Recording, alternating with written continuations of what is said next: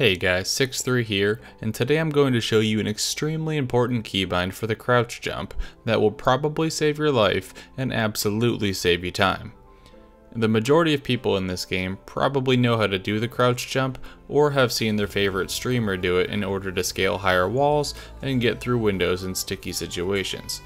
Unless you've practiced this a good bit and have the timing down, you probably don't get the crouch jump every single time, and even then, you do have to move your fingers off of the normal movement buttons so you can do it.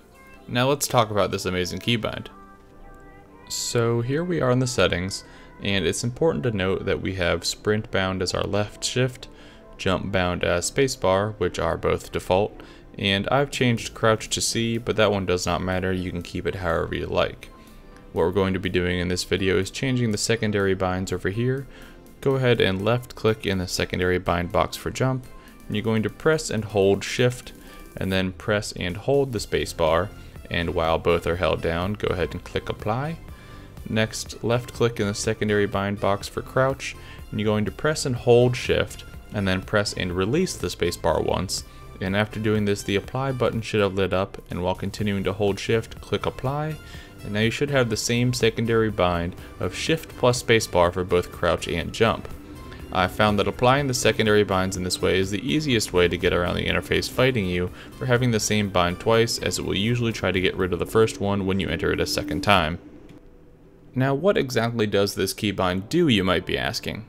Most first floor windows in buildings have bars in the windows, or the windows are very skinny, while most upstairs windows are large and without bars.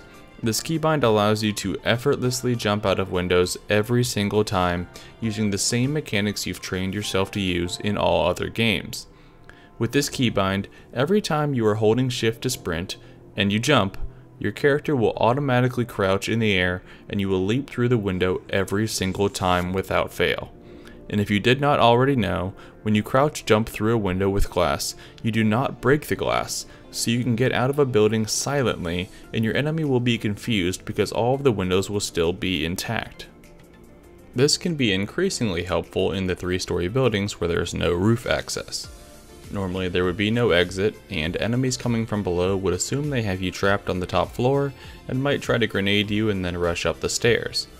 By using this tactic to get out the window, you can crawl along the shutter and under the slanted roof to come out near the skinny windows, where you can make quick work of a befuddled enemy who doesn't know where you've gone with all the glass on the windows still there. Here's another reason why using this keybind will improve your quality of life in PlayerUnknown's Battlegrounds. Looting takes up a significant amount of time in this game, and it's even more crucial to save time looting in the beginning of the match when you may be landing next to an enemy and need to be ready to fight as soon as possible. As you can see here, I'm recording how long it takes even to just walk through all the rooms in a standard house and then back out the front door which I entered. It will obviously take more time as you are picking up loot, but I wanted to get a reference.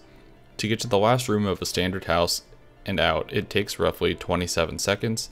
I do the same test again, only I get to the last room, which is upstairs, and I crouch jump out the window and I'm ready to move on to the next building.